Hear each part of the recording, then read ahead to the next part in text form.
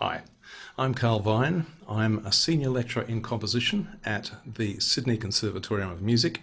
I'm here today to talk about a piano piece that I wrote some years ago for student pianists. It's called Spartacus, and it is one of a set of four called Red Blues collectively. And I'm going to look at the way that I wrote the music, and hopefully that will help you appreciate the music and maybe think about how music is composed. Neurologists know almost nothing about what happens when we listen to music. It's an almost mystical process. They do know that it activates all parts of the brain. It activates, of course, the hearing part of the brain, but also pattern recognition, language, motor areas of the brain, and all of these areas of the brain operate at once. But in terms of the actual process, they don't know, and neither do I. I do know, however, how you need to make music, how you compose music. And the more patterns you put in music, the more entertaining, the more gripping it is when you listen back to it. So this piece, Spartacus, a lot of people ask why the name. And in the set, I wanted this one to contain a lot of open fifths, that sort of sound, and also to be very energetic, have a lot of muscularity to it. And it reminded me, when I started working on it, it reminded me of the old Hollywood movie, Spartacus. And here's a trailer from that movie.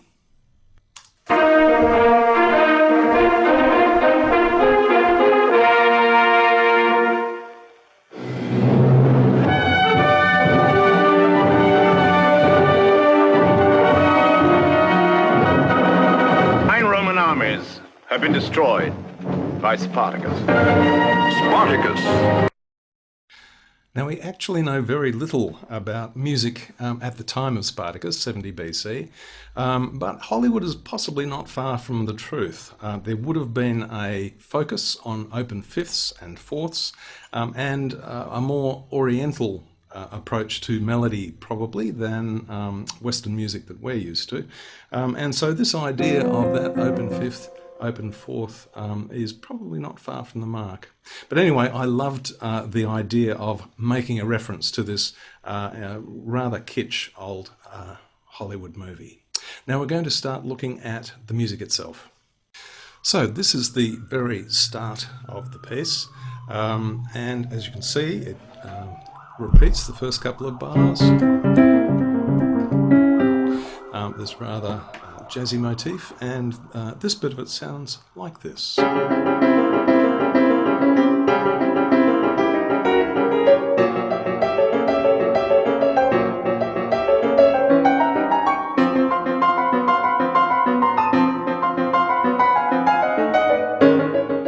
Etc. Now I'm just going to analyse that much of it to start with. If we look at just the first couple of bars and we pull it apart, we see this pattern here, and it's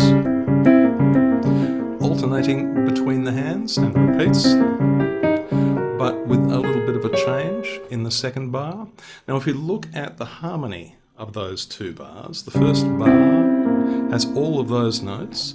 Now if we ignore that D flat and just look at the upper notes, we finish up with this chord here, which is a C7 chord.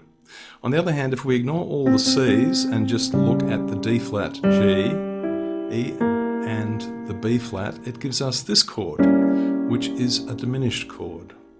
Now, diminished chords are frequently used as harmonic pivots because they can go in all sorts of directions. So if you move the D flat to a C, once again, it finishes up as this C7. On the other hand, if you move the G to a G flat, it becomes a G flat 7, which resolves to C flat minor or major.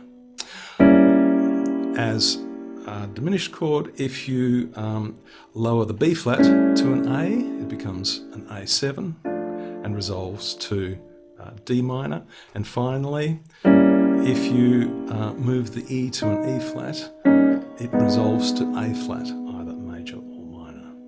Now, because I've got a C in there, the implication of this part of the diminished chord is very much towards C7. So although I'm throwing off that sense of C7 by having a D flat in the bass. And if I had a C in the bass, you would have no doubt that it would resolve to either F major or F minor. So I've thrown that off by having the C there and the D flat in the bottom. So you actually have a major seventh as a functional part of the chord. But in any case, it will resolve to F major or F minor. And if I look at it in context with the following bars, it does resolve here in bar 7. And there it sounds very much like F minor, but in fact there's no A flat there. There is an A natural over here. So in fact, although here it sounds like F minor because of the accidentals, the other accidentals, and this is the Spartacus sound, it is actually, it turns out to be an F and possibly an F7. But the following bar, if we look at the following bar, so the first bar goes to this a kind of very sour F major 7. The following bar here, because it has these A flats, it has more of an F minor feel. And so harmonically it's unstable because of the D flat in the bass to begin with, and this diminished chord. We're never sure where a diminished chord is going to go until we hear it resolve here, and then we're not sure if we're in F major or F major 7 or F minor and F minor 7. So that's all just in the first 7 bars. Now we look at the melody. So back to the opening. And if we look at the melody, we get this very jaunty, disjointed melody. And in a way, the melody is an accident. It's a result of the combination of these different notes swapping between the hands. And so it isn't something where there's a beautiful sung melody. It's a very jerky, leaping melody that is a result of other processes. Then we can look at the rhythmic organisation. So in those same 2 bars, there are 16 semiquavers in the bar, but I don't group them in lots of 4. I don't go 1, 2, 3, 4, 1, 2, 3, 4, 1, 2, 3, 4, 1, 2, 3, 4.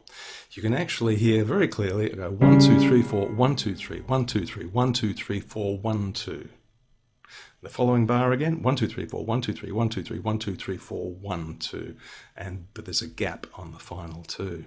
And so that creates this really interesting syncopated rhythm.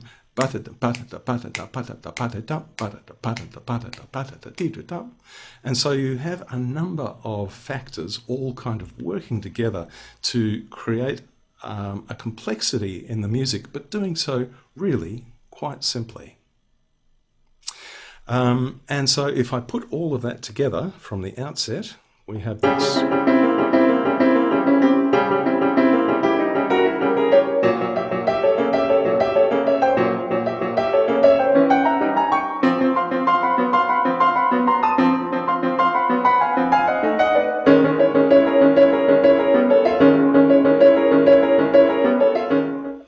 Etc.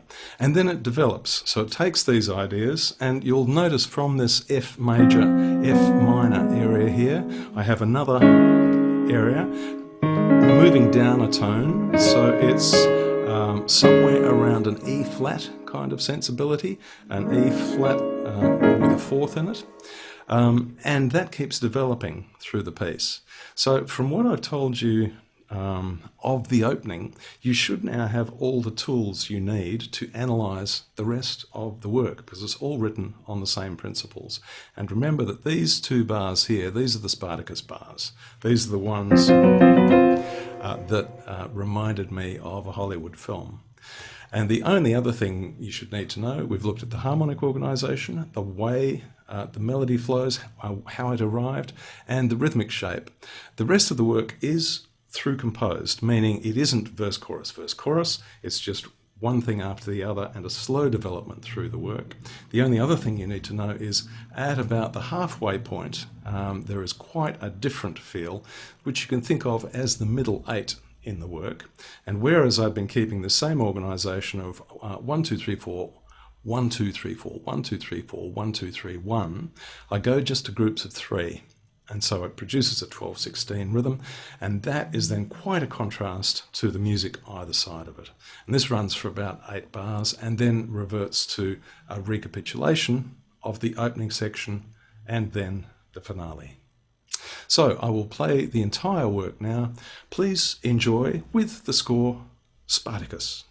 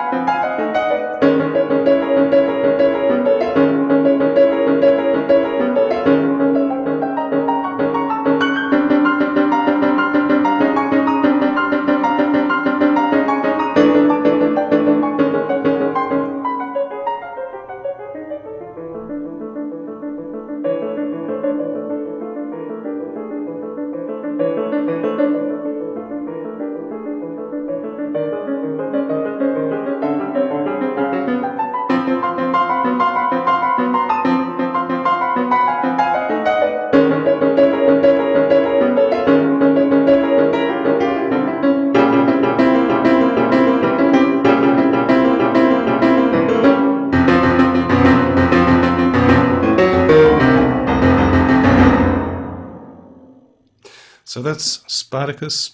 I'm Carl Vine. I hope you've enjoyed this little presentation, and I hope to see you one day at Sydney Conservatorium.